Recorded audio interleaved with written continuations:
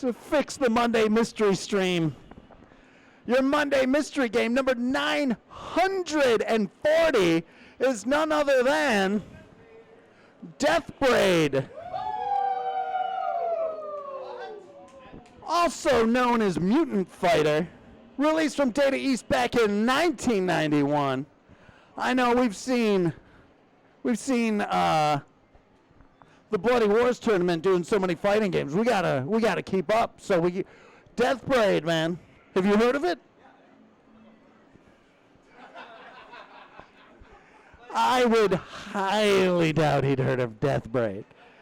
We got this from our good friend out in Spain. Barry donated this. We do have the original US board, but how cool is it to have the Japanese one? So excited to have Deathbrade on the floor. We'll see. We're going to bring everybody up to start playing it, but we have to unveil something else.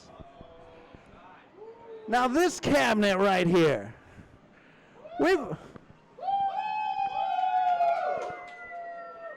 this is something special, something pretty hype, I would say. 7 years in working to get this cabinet here, and we're just gonna unveil it because at first glance it might be, okay, what are you talking about? What's so special? But we'll get into that. Special reveal is none other than Qbert Cubes.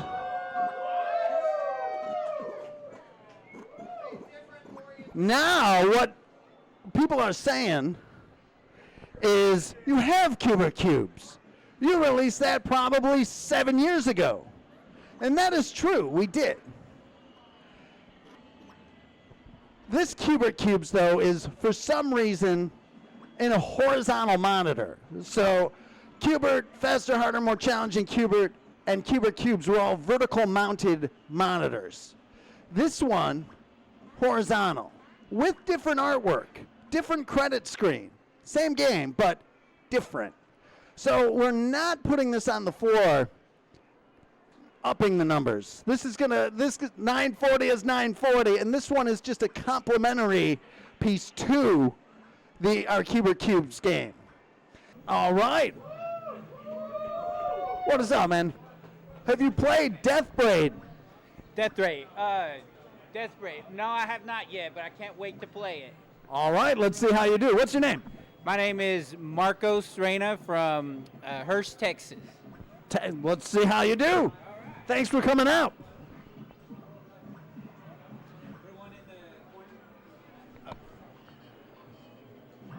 There you go.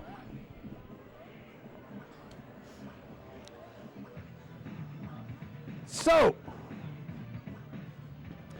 we were still working on our real Qbert Cubes cabinet and figured plenty of time. We've got the ROMs backed up. We'll figure out when we're going to do a horizontal Qbert Cubes.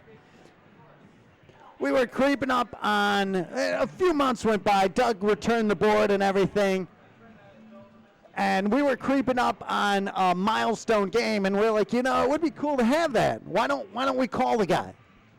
So it's probably 6 months after when we reached out to him. And they were still like, yeah, we got your number, we'll give you a call if we ever decide to sell it. We're not interested in selling it. I'm like, all right. We waited.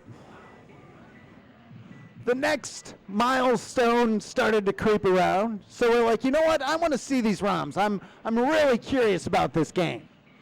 I want to see if this game, how different is it? I saw it play for a few minutes. I took some screenshots. I took some pictures of the board before we returned it, and we were very anxious to. Doug was anxious to get the board back to him. Again, he had backed up the ROM, so we could build up another board. We started building it up, and it didn't work. So that was an interesting step.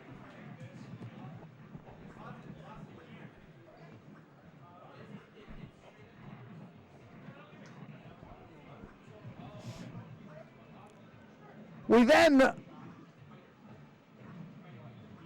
Doug not able to get Doug couldn't get the board running. Doug took the chips home, tried it out. He's like, yeah, there's something weird going on it. Mind you, now about probably around a year had passed total.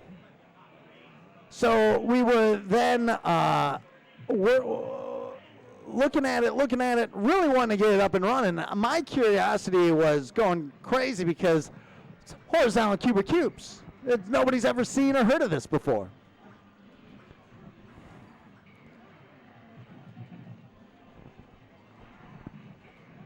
Talk to them again, they say, yeah, we're not selling it, we'll let you know. I'm really anxious to get the ROMs working at least because I want to see it. And I take a look and that werewolf is tough. This Deathbrade definitely a tough game, man. What'd you think? Oh, I loved it. It's a great game. I tell you what, we're big fans, and we're so happy to be here at the Galloping Ghost Arcade. Thank you, man. Here, let me give you, to commemorate your trip out, let me give you one of our ghost coins. Oh, well, thank you so much. I appreciate it. Thank you. Thank you, man. Who's stepping up next? Thank you. What's up, man? Thank you for coming out. Thank you. My name is John Leone. I'm from Grosse Pointe Woods, Michigan, and it's my first time here. Thank you so much for coming out, man. Have you played Deathbrade? Heck no. Well, let's see how you do. People in from all over. So, right about this time, we're looking at these ROMs on Qbert cubes that Doug has copied. A game is released on MAME for Akaara, which is an Atari game. Super rare game. Only, I believe, 2 known cabinets known to exist, both in private collections.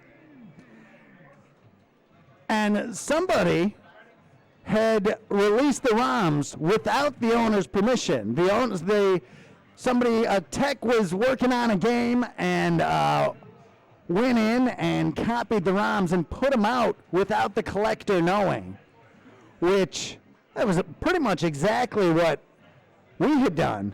And it was like, oh, you know what? That's not right at all. That's not a good way to get a game, like without the owner knowing. So it kind of made me reflect on like, oh, I don't want the game like this.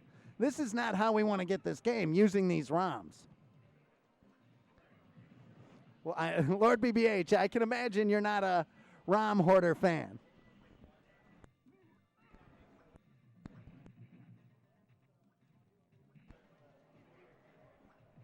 So,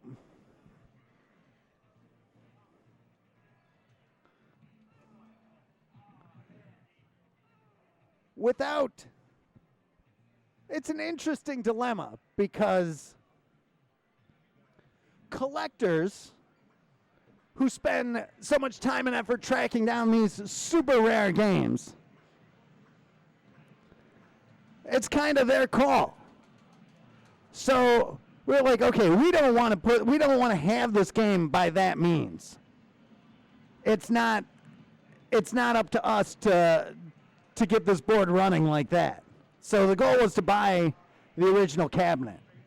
So we talked to Doug. I'm like, hey, what's the number? When Doug gave me the number the first time, I had just written on a piece of paper and gave it to my guy Sam to call and talk to him.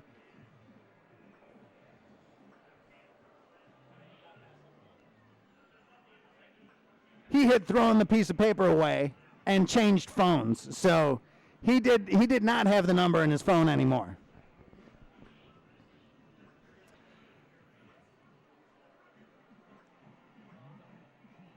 We went, and this again, the Araaka ROM story really made me not want to have them the way we had them.